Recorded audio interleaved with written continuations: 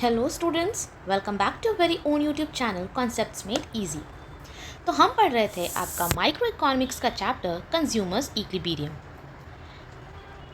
तो हमने अपना फर्स्ट क्लास में ही देखा था कि there are two main approaches to calculate या फिर टू स्टडी कंज्यूमर्स बिहेवियर। पहला है आपका कार्डिनल यूटिलिटी अप्रोच और दूसरा था आपका ordinal utility approach. Cardinal utility approach, जिसको कि मार्जिनल यूटिलिटी एनालिसिस भी कहते हैं, वो हम कंप्लीट कर चुके हैं, जिसमें हमने देखा आपका कि टोटल यूटिलिटी क्या होता है, मार्जिनल यूटिलिटी क्या होता है, उन दोनों के बीच का रिलेशन क्या है, और साथ ही साथ हम पढ़े थे आपका law of diminishing marginal utility. Last class हमने कंप्लीट किया था आपका consumer's equilibrium in case of single commodity और consumer's equilibrium in case of two commodity. तो वो था आपका कार्डिनल यूटिलिटी अप्रोच। और आज हम स्टार्ट करेंगे आपका दूसरा पार्ट, जो कि है आपका ऑर्डिनल यूटिलिटी अप्रोच, जिसको हम इनडिफरेंस कर्व या फिर हिक्सियन एनालिसिस भी कहते हैं। तो चलिए शुरू करते हैं। तो कार्डिनल यूटिलिटी अप्रोच में हमने पढ़ा था कि यूटिलिटी कैन बी मेजर्ड। ठीक है, utility can be measured and it can be expressed in terms of a unit known as utils. हम लोग यूटिलिटी को मेजर करके यूटिल्स जो यूनिट है उसके द्वारा डिनोट कर सकते हैं, जो दर्शाता था कि किसी भी कंज्यूमर को कोई भी चीज़ कंज्यूम करने के बाद कितना लेवल ऑफ सेटिस्फैक्शन प्रोवाइड होता था। लेकिन मॉडर्न इकोनॉमिस्ट जो थे, उन्होंने इस कॉन्सेप्ट को डिसरिगार्ड किया। उनके हिसाब से utility is a psychological phenomenon and it is next to impossible to measure utility in absolute terms। उनके हिसाब से जो यूटिलिटी है एक साइकोलॉजिकल फिनोमिनन है और उसको हम लोग मेजर नहीं कर सकते हैं। उनके हिसाब से कंज्यूमर जो है वो अपने कॉम्बिनेशन ऑफ गुड्स को रैंक कर सकता है बट मेजर नहीं कर सकता है। जैसे अगर कंज्यूमर कोई दो कमोडिटी कंज्यूम कर रहा है, से फॉर एग्जांपल एप्पल एंड बनाना, तो वो ये कह सकता है कि उसको एप्पल ज़्यादा पसंद है या बनाना ज़्यादा पसंद है, या उनको दोनों इक्वली प्रेफरेबल है। ठीक है, यानी दोनों कंज्यूम करने से उसको same level of satisfaction provide होता है। तो जो ऑर्डिनल यूटिलिटी अप्रोच हम लोग पढ़ने जा रहे हैं, उसके हिसाब से हम लोग जो है आपका यूटिलिटी को मेजर नहीं कर सकते हैं, उसको हम रैंक कर सकते हैं as in first, second, third, fourth. Unlike उसमें जो हम लोग करते थे आपका, हमको कितना यूटिलिटी डिराइव हुआ है, 30 यूटिल्स, 20 यूटिल्स, तो यहाँ पे हम लोग आपका यूटिलिटी को डिनोट नहीं कर सकते हैं। यहाँ पे हम सिर्फ और सिर्फ रैंक दे सकते हैं। अगर किसी कंज्यूमर को एप्पल ज़्यादा पसंद है बनाना से, तो वो एप्पल को रैंक 1 देगा और बनाना को रैंक 2 देगा। ठीक है, तो यही जो आपका रैंकिंग मेथड है, जो हम लोग प्रेफरेंसेस को रैंक करते हैं, इसको हम कहते हैं आपका ऑर्डिनल यूटिलिटी अप्रोच। तो ऑर्डिनल यूटिलिटी अप्रोच में हम लोग कंज्यूमर्स इक्विलिब्रियम कैलकुलेट करते हैं with the help of indifference curve and budget line. तो आइए एक एक करके देखते हैं कि इंडिफरेंस कर्व क्या होता है और बजट लाइन क्या होता है। तो आज हम देखेंगे आपका इंडिफरेंस कर्व।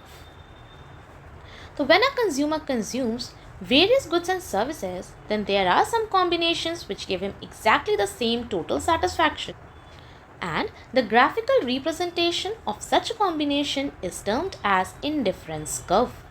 यानी indifference क्या है, indifference curve क्या है?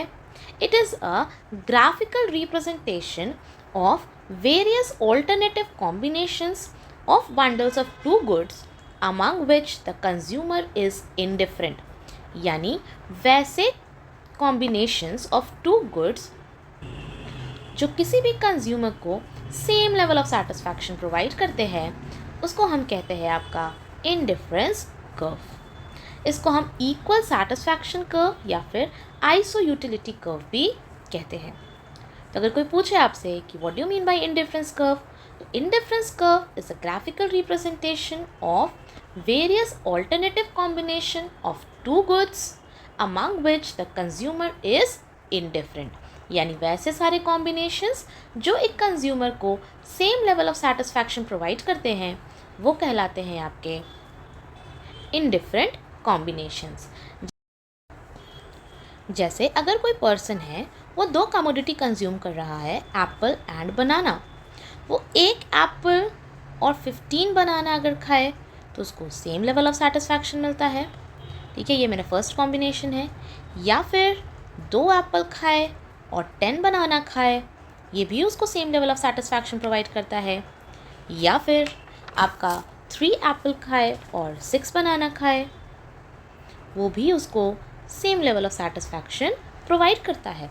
तो ये सारे पॉइंट्स जो मैंने लिखा है डिफरेंट कॉम्बिनेशन 1, 2 एंड 3, ये सारे आपके पॉइंट्स है किसके? इंडिफरेंस कर्व के।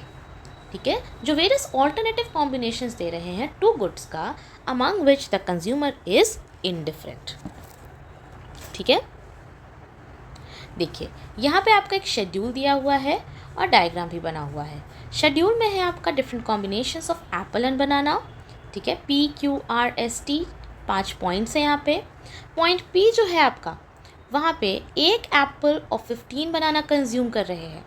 पॉइंट Q जो है आपका, वहाँ 2 एप्पल 10 बनाना कंज्यूम कर रहे हैं। पॉइंट R जो है आपका, वहाँ 3 एप्पल और 6 बनाना कंज्यूम कर रहे हैं। पॉइंट S जो है आपका, वहाँ 4 एप्पल और 3 बनाना कंज्यूम कर रहे हैं। पॉइंट T पे आपका 5 एप्पल और 1 बनाना कंज्यूम कर रहे हैं। यहाँ पे जितने भी कॉम्बिनेशंस दिए हुए हैं PQRST, ये सारे कॉम्बिनेशंस वैसे कॉम्बिनेशंस है जो उस कंज्यूमर को same level of satisfaction provide करते हैं। आप देखेंगे कि यहाँ पे ग्राफ में हमने एक्स एक्सिस पे एप्पल को शो किया है और वाई एक्सिस पे बनाना को, और जब ये सारे पॉइंट्स को प्लॉट किया हमने और ज्वाइन किया तो हमको मिल गया आपका इंडिफरेंस कर्व। इंडिफरेंस कर्व, तो किसी भी इंडिफरेंस कर्व में कोई भी एक पॉइंट डिनोट करता है आपका equal amount of satisfaction to the consumer. जैसे यहाँ PQRST तो दिया है, मान लेते हैं यहाँ पे भी कोई एक पॉइंट हो जाता है X, तो वो भी same level of satisfaction provide करता है जो मेरे को P प्रोवाइड कर रहा है या फिर Q प्रोवाइड कर रहा है। ठीक है, यानी कि इंडिफरेंस कर्व में जितने भी पॉइंट्स होते हैं या जितने भी कॉम्बिनेशंस होते हैं, वो सारे कॉम्बिनेशंस में द कंज्यूमर इज इनडिफरेंट, यानी it gives him the same level of satisfaction. ठीक है, आई होप यहाँ तक किसी को कोई डाउट नहीं है। और ये जो सारे कॉम्बिनेशंस है PQRST जो किसी कंज्यूमर को equal level of satisfaction provide कर रहे हैं, तो इन सारे कॉम्बिनेशंस को टुगेदर हम कहते हैं आपका इंडिफरेंस सेट। इंडिफरेंस सेट, ठीक है, यानी इंडिफरेंस कर्व पे जितने भी पॉइंट्स आते हैं वो कहलाते हैं आपके इंडिफरेंस सेट। नेक्स्ट टॉपिक है आपका इंडिफरेंस कर्व में ही monotonic preference. What do mean by monotonic preference? तो monotonic preference means that a rational consumer will always prefer more of a commodity as it offers him a high level of satisfaction। ठीक है, कोई भी consumer है उसको किसी भी commodity का ज़्यादा क्वांटिटी अगर मिलता है तो उसको ज़्यादा लेवल ऑफ सेटिस्फैक्शन प्रोवाइड होता है, तो वो उसी कमोडिटी के कॉम्बिनेशन को प्रेफर करेगा। इन सिंपल वर्ड्स अगर हम कहें, जैसे यहाँ पे एग्जांपल ले लेते हैं कि अगर मेरे पास 2 बंडल्स है, फर्स्ट है आपका 10 एप्पल और 10 बनाना, सेकंड है आपका 7 एप्पल एंड 7 बनाना, तो being a rational consumer what would you prefer? आप प्रेफर करेंगे पहला बंडल। क्यों हम प्रेफर करेंगे? क्योंकि पहला बंडल में जो है हमको ज़्यादा एप्पल भी मिल रहा है और ज़्यादा बनाना भी मिल रहा है। ठीक है, यही अगर आप दूसरा बंडल देखें तो वहाँ पे 10 एप्पल 7 बनाना, 9 एप्पल 7 बनाना, बनाना का क्वांटिटी तो सेम है लेकिन एप्पल जो है वो पहले वाले में ज़्यादा है, तो यहाँ पे भी हम क्या करेंगे? यहाँ पे भी हम आपका पहला वाला बंडल को सिलेक्ट करेंगे। ठीक है, तो यही कहलाता है आपका मोनोटोनिक प्रेफरेंस। मोनोटोनिक प्रेफरेंस का मतलब क्या होता है कि being a rational consumer, a consumer will always prefer the bundle which has more of at least one good. किसी एक गुड का भी कोई एक क्वांटिटी भी अगर ज़्यादा है तो बीइंग अ रैशनल कंज्यूमर आप उसी बंडल को सेलेक्ट करेंगे। ठीक है, क्यों करेंगे? क्योंकि अकॉर्डिंग टू दैट जो बंडल जिसमें ज़्यादा कमोडिटी है that will give me higher level of satisfaction. ठीक है, तो ये है आपका मोनोटोनिक प्रेफरेंस। अगला है आपका इंडिफरेंस मैप। इंडिफरेंस मैप क्या होता है? Indifference map refers to the family of indifference curve that represent consumer preference over all the bundles of two goods। यानी अभी जैसे हम पढ़े आपका कि इंडिफरेंस कर्व जो होता है उस पर जितने भी पॉइंट्स होते हैं वो same level of satisfaction provide करते हैं। यानी कि कुछ ऐसे भी तो कॉम्बिनेशंस होंगे जो कंज्यूमर को या तो higher level of satisfaction provide करेंगे या तो lower level of satisfaction provide करेंगे होंगे। तो वही है आपका इंडिफरेंस मैप में, कि इंडिफरेंस मैप में जो होता है ढेर सारा इंडिफरेंस कर्व का प्लॉटिंग एक साथ करते हैं, और higher the indifference curve higher is the level of satisfaction. जैसे जैसे मेरा इंडिफरेंस कर्व हायर होते जाता है, जैसे यहाँ पे IC 3 है, 2 है, 1 है, सबसे ज़्यादा लेवल ऑफ सेटिस्फैक्शन किस में मिलेगा हमको? तो मिलेगा हमको इंडिफरेंस कर्व 3 में। क्यों मिलेगा? तो अगर आप देखेंगे, मान लेते ये कोई पॉइंट है, यहाँ भी कोई पॉइंट है, यहाँ भी कोई पॉइंट है, ठीक है। इस पॉइंट पर अगर हम जाते हैं और इस पॉइंट पर अगर हम आते हैं तो यहाँ देखेंगे आप O से A ये B, ठीक है, और यहाँ पे हो गया आपका C और D। ठीक, हम इंडिफरेंस कर्व 3 और 1 का बात कर रहे हैं। तो अगर हम इंडिफरेंस कर्व 1 में देखेंगे तो आपको कमोडिटी X कितना मिल रहा है? OA, और कमोडिटी Y कितना मिल रहा है? OC, ठीक है, OA और OC मिल रहा है। और यही अगर हम इंडिफरेंस कर्व 3 का बात करें किसी पॉइंट का, तो वहाँ पे हमको कमोडिटी X कितना मिल रहा है? OB मिल रहा है, और कमोडिटी Y कितना मिल रहा है? OD, ठीक है, यानी ज़्यादा मिल रहा है। और अभी अभी हम पढ़े थे कि being a rational consumer, a consumer will always prefer more of a commodity, ठीक है। क्यों? क्योंकि अकॉर्डिंग टू हिम ज़्यादा commodity will offer him a higher level of satisfaction, ठीक है। तो हमको यहाँ पे ज़्यादा कमोडिटी मिल रहा है, यानी वो मेरे को ज़्यादा सेटिस्फैक्शन प्रोवाइड करेगा। तो higher the indifference curve higher is the level of satisfaction, और lower the indifference curve lower is the level of satisfaction. However, जो मेरा इंडिफरेंस कर्व 3 है उसमें मान लेते हैं यहाँ कोई पॉइंट है, ये X है, यहाँ कोई पॉइंट Y है, यहाँ कोई पॉइंट Z है, और यहाँ कोई पॉइंट R है, ठीक है। तो इंडिफरेंस कर्व में 1 में जो पॉइंट R है और S है उसका सेम लेवल ऑफ सेटिस्फैक्शन होगा। इंडिफरेंस कर्व 2 में जो पॉइंट Z है और W है उसका अलग सेटिस्फैक्शन होगा, लेकिन that will be more than S and R, ठीक है। और आपका पॉइंट नंबर X और Y है जो कि इंडिफरेंस कर्व 3 में लाई करता है, उसका level of satisfaction will be most as per IC 1, 2 and 3। सबसे ज़्यादा सेटिस्फैक्शन मिलेगा हमको पॉइंट X एंड Y में। क्यों? क्योंकि वहाँ पे ज़्यादा मिल रहा है हमको दोनों कमोडिटी, ठीक है। आई होप यहाँ तक किसी को कोई डाउट नहीं है। चलिए आगे देखते हैं। Marginal rate of substitution. Marginal rate of substitution क्या होता है? तो MRS refers to the rate at which the commodity can be substituted with each other।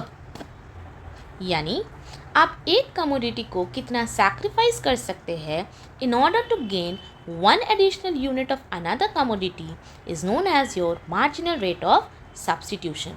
क्यों? क्योंकि हमको यहाँ पे जो अपना टोटल सेटिस्फैक्शन है उसको सेम रखना है, क्योंकि इंडिफरेंस कर्व में वही सारे पॉइंट्स को हम डिनोट करते हैं which gives the consumer the same level of satisfaction, ठीक है। सेम लेवल ऑफ सेटिस्फैक्शन अगर है तो वो मेरा पॉइंट से आएगा आपका इंडिफरेंस कर्व पे। तो आपका मार्जिनल रेट ऑफ सब्स्टिट्यूशन जो होता है वो होता है units of banana willing to sacrifice by units of apple willing to gain. यहाँ पे मैंने बनाना और एप्पल इसलिए लिखा है क्योंकि अभी हम एग्जाम्पल में आपका बनाना और एप्पल का बात कर रहे थे। यानी the amount of units you are willing to sacrifice of one commodity in order to gain one additional unit of the other commodity कहलाता है आपका मार्जिनल रेट ऑफ सब्स्टिट्यूशन। जैसे आप देखेंगे यहाँ पे शेड्यूल और डायग्राम में, शेड्यूल में दिया हुआ है पॉइंट्स है आपका PQRST। एप्पल है 1, 2, 3, 4, 5 जो हमने एक्स एक्सिस पे लिया है। बनाना है आपका 15, 10, 6, 3, 1 जो हमने वाई एक्सिस पे लिया है। आप देखेंगे कि MRS कैसे निकलता है आपका। MRS अभी हम देखें formula, units of banana willing to sacrifice divided by units of apple willing to gain. तो यहाँ पे आपका बनाना, सबसे पहले एक एडिशनल एप्पल गेन करने के लिए कितना बनाना हमको सैक्रिफाइस करना पड़ा? 5। तो ये हो गया 5 बनाना इज टू 1 एप्पल। साथ ही साथ आप यहाँ शेड्यूल में भी देखेंगे ये है 5 बनाना इज टू 1 एप्पल। उसके बाद एक और एप्पल गेन करने के लिए हमको कितना बनाना सैक्रिफाइस करना पड़ा? 4। फिर एक और एप्पल गेन करने के लिए हम कितना बनाना सैक्रिफाइस किए? 3। एक और एप्पल गेन करने के लिए कितना बनाना सैक्रिफाइस किए? तो 2। ना आप देखेंगे कि जैसे जैसे आप एक एक एप्पल एक्स्ट्रा करते जा रहे हैं, आपका जो बनाना का यहाँ पे सैक्रिफाइस है वो डिक्रीज़ होता जा रहा है। जैसे पहले एक एप्पल के लिए मैंने यहाँ पे 5 बनाना सैक्रिफाइस किया, उसके बाद एक एप्पल के लिए 4 बनाना, फिर एक एप्पल के लिए 3 बनाना, फिर एक एप्पल के लिए 2 बनाना। तो ऐसा क्यों हो रहा है? क्योंकि पहले मेरे पास जब कम एप्पल था तो Apple was more important for me. हम एक और एप्पल के लिए ढेर सारा बनाना देने को तैयार थे, सैक्रिफाइस करने को तैयार थे। लेकिन जैसे जैसे मेरा एप्पल का कंजम्पशन इंक्रीज़ होता गया, मेरा यूटिलिटी डिराइव्ड फ्रॉम जो एप्पल है वो डिक्रीज़ होता गया। क्योंकि हम पढ़े थे आपका law of diminishing marginal utility में कि जैसे जैसे किसी कमोडिटी का आप कंजम्पशन इंक्रीज़ करते जाते हैं, utility derived from that commodity goes on decreasing. पढ़े थे हम। यानी कि अब मेरे पास जैसे जैसे 3-4 एप्पल में हम पहुँचे, मेरा इसका जो यूटिलिटी है वो लो होते जा रहा है। तो अब हम कम बनाना सैक्रिफाइस करना चाहते हैं to gain 1 additional unit of an apple. ठीक है, इसलिए जो मेरा यहाँ पे मार्जिनल रेट ऑफ सब्स्टिट्यूशन है वो डिक्रीज़ होता जा रहा है। ठीक है, आप देखेंगे 5 बनाना था, फिर 4 हुआ, 3 हुआ, 2 हुआ, 1 हुआ। आपके कॉम्बिनेशंस थे P, Q, R, S, T। 1 Apple 15 बनाना, 2 एप्पल 10 बनाना, 3 एप्पल 6 बनाना, 4 एप्पल 3 बनाना, 5 एप्पल 1 बनाना। ठीक है, तो आपका जो इनडिफरेंस कर्व है वो भी एक कॉन्वेक्स शेप्ड होता है। और क्यों होता है? Due to diminishing marginal rate of substitution. ठीक है, आई होप यहाँ तक किसी को कोई डाउट नहीं है। मार्जिनल रेट ऑफ सब्स्टिट्यूशन क्या होता है? तो मार्जिनल रेट ऑफ सब्स्टिट्यूशन को हम कह सकते हैं या डिफाइन कर सकते हैं, it is the rate at which the commodities can be substituted with each other. यानी किसी एक कमोडिटी को हम कितना सैक्रिफाइस करते हैं divided by in order to gain 1 additional unit of the other commodity is your marginal rate of substitution। ठीक है, आई होप यहाँ तक क्लियर है। चलिए आगे देखते हैं। नेक्स्ट है आपका इनडिफरेंस कर्व, जो अभी तक हम देख रहे थे आपका उसका अजम्पशंस। सबसे पहला अजम्पशन है 2 commodities। तो it is assume that a consumer has a fixed amount of money, ठीक है, whole of which can be spent on the 2 commodities given constant prices of both the goods। तो यहाँ पे हम सिर्फ और सिर्फ 2 कमोडिटी का बात कर रहे हैं और जो कंज्यूमर है उसका जो इनकम है या अमाउंट ऑफ मनी जो स्पेंड करेगा वो फिक्स है। ठीक है, दूसरा असम्पशन है non satiety. Now it is assume that the consumer has not reach the point of saturation. ठीक है, a consumer always prefers more of both the goods. यानी जो हमारे कंज्यूमर होता है वो कभी भी मार्जिनल यूटिलिटी ज़ीरो, MU जब ज़ीरो होता है तो वही कहलाता है ना आपका पॉइंट ऑफ सेटिटी, हम पढ़े थे आपका। तो अगर मेरा यहाँ पे जो मार्जिनल यूटिलिटी है वो कभी भी ज़ीरो नहीं होता है। क्यों? क्योंकि कंज्यूमर जो होता है वो हमेशा चाहता है कि he gets more of a commodity. ठीक है, तो वो ट्राई करता है कि वो हायर इंडिफरेंस कर्व की तरफ मूव ऑन करे। क्यों? क्योंकि higher the indifference curve gives you higher the level of satisfaction. ठीक है, साथ ही साथ हमने ये भी देखा था कि जो कंज्यूमर होता है उसका चॉइस या फिर प्रेफरेंस जो होता है वो कैसा होता है? मोनोटोनिक। ठीक है, चलिए आगे देखते हैं। Next, ordinal utility. Now consumer can rank his preference on the basis of satisfaction from each bundle of goods. यहाँ कार्डिनल यूटिलिटी नहीं है, ये है ऑर्डिनल यूटिलिटी, जहाँ पे हम रैंक दे सकते हैं according to our preferences. Next है आपका diminishing marginal rate of substitution. अभी जस्ट हम देखें कि indifference curve analysis assumes diminishing marginal rate of substitution. ठीक है, और इसी के चलते हमारा जो इंडिफरेंस कर्व है वो है कॉन्वेक्स शेप्ड। कोई पूछे कि हमारा इंडिफरेंस कर्व कॉन्वेक्स शेप्ड क्यों है, तो it is because of diminishing marginal rate of substitution. ठीक है, और लास्ट है rational consumer. The consumer is assumed to behave in a rational manner, that is he aims to maximize his total satisfaction। एक consumer जो होता है हमेशा अपने लेवल ऑफ सेटिस्फैक्शन को मैक्सिमाइज करते रहना चाहता है। ठीक है, तो ये है आपका कुछ 5 assumptions ऑफ इंडिफरेंस कर्व। आइए आगे देखते हैं प्रॉपर्टीज ऑफ इंडिफरेंस कर्व। तो indifference curve are always convex to the origin. Convex क्यों होता है? अभी हम लोग देखे हैं, due to diminishing marginal rate of substitution. Marginal rate of substitution जो होता है वो क्या होता है? तो marginal rate of substitution is the rate at which the commodities can be substituted with each other. so that the total satisfaction of the consumer remains the same. तो यहाँ पे मार्जिनल रेट ऑफ सब्सटीट्यूशन जो होता है वो continuously decline करता रहता है. क्यों करता है? Due to law of diminishing marginal utility. जैसा कि हम पहले टेबल में देखे थे कि जब कंज्यूमर जो है वो किसी एक कमोडिटी को ज़्यादा कंज्यूम करने लगता है, जैसे एप्पल था 1 2 3 4 5 धीरे धीरे इंक्रीज़ कर रहा था, वैसे वैसे उसका यूटिलिटी डिराइव फ्रॉम एप्पल जो है वो डिक्रीज़ होता जाता था. और उसके एवज में अब वो चाहता था कि वो कम बनाना सैक्रिफाइस करे to gain 1 additional unit of apple. तो यही है आपका मार्जिनल रेट ऑफ सब्सटीट्यूशन. ठीक है, और उसी के कारण आपका इंडिफरेंस कर्व जो है वो कॉन्वेक्स शेप्ड होता है टू द ओरिजिन. ठीक है, दूसरा पॉइंट है आपका indifference curve slopes downwards. Slopes downwards क्यों है? क्योंकि जैसे जैसे किसी एक कमोडिटी का कंजम्पशन इंक्रीज होता है, दूसरे कमोडिटी का कंजम्पशन जो है वो डिक्रीज होता जाता है in order to maintain the same level of satisfaction. इसीलिए जो मेरा इंडिफरेंस कर्व है वो डाउनवर्ड स्लोपिंग होता है. नेक्स्ट पॉइंट है आपका higher the indifference curve represents high level of satisfaction. ठीक है, ये हमने अभी पीछे भी देखा था पॉइंट में, इंडिफरेंस मैप जहाँ हम पढ़ रहे थे कि मान लेते जैसे यहाँ पे पॉइंट ए एंड बी है इंडिफरेंस का 1 और 2 में. जब हम पॉइंट ए का बात करेंगे तो पॉइंट ए जो है मेरा वहाँ पे क्या क्या कॉम्बिनेशंस आ रहा है? O R and O P, O R and O P. और इंडिफरेंस कर्व 2 में जो पॉइंट बी है वहाँ पे क्या आ रहा है? ओ एस और ओ पी. ना आपको दिख रहा है यहीं पे ग्राफ में ही कि ओ एस जो है वो ग्रेटर है ओ आर से. ठीक है, तो यानी कि जो मेरा जो कंज्यूमर है उसको IC2 में जो है वो more of a commodity x मिल रहा है, एक्स का कमोडिटी ज़्यादा मिल रहा है उसको, भले ही वाई सेम मिल रहा है. तो हमने पढ़ा था आपका मोनोटोनिक प्रेफरेंस में कि being a rational consumer, a consumer will always want more. ठीक है, और ज़्यादा कंज्यूम करने से हमको ज़्यादा लेवल ऑफ सेटिस्फैक्शन प्रोवाइड होता है.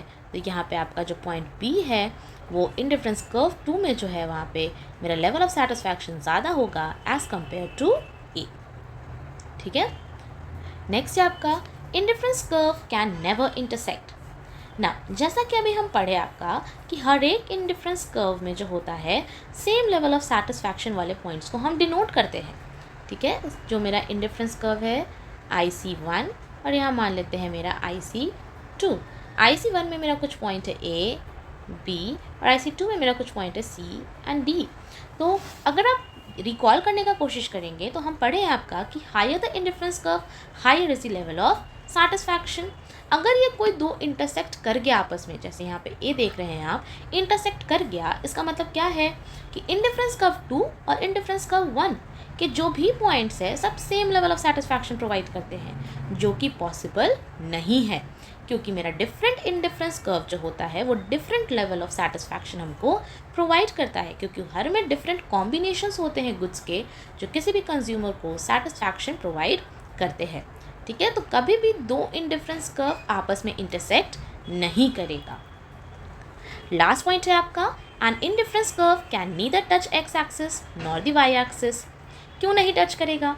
क्योंकि हम अभी पढ़े आपका कि इंडिफरेंस कर्व में जो है वो हम different combinations of two goods देखते हैं जो किसी भी कंज्यूमर को same level of satisfaction provide करता है. अगर मेरा एक्स एक्सिस को टच करेगा यानी कि बनाना का कंजम्पशन 0 है. अगर मेरे वाई एक्सिस को टच करता है यानी मेरा एप्पल्स का कंजम्पशन 0 है, जो कि पॉसिबल नहीं है क्योंकि हम यहाँ पे टू कमोडिटी का बात कर रहे हैं जो किसी भी कंज्यूमर को same level of satisfaction provide करता है. ठीक है, इसलिए इंडिफरेंस कर्व जो है वो कभी भी किसी भी एक्सिस को टच नहीं करेगा. ठीक है, चलिए, तो उम्मीद करते हैं कि आपको अब इंडिफरेंस कर्व में कोई डाउट नहीं है.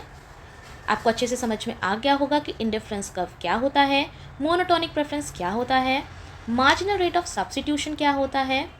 ठीक है, साथ ही साथ आपको ये भी समझ में आ गया होगा कि what are the various assumptions of indifference curve and properties of indifference curve. चलिए, तो कोई डाउट नहीं है तो फिर मिलेंगे नेक्स्ट क्लास में एक नए टॉपिक के साथ. तब तक के लिए कीप स्टडीइंग. Thank you.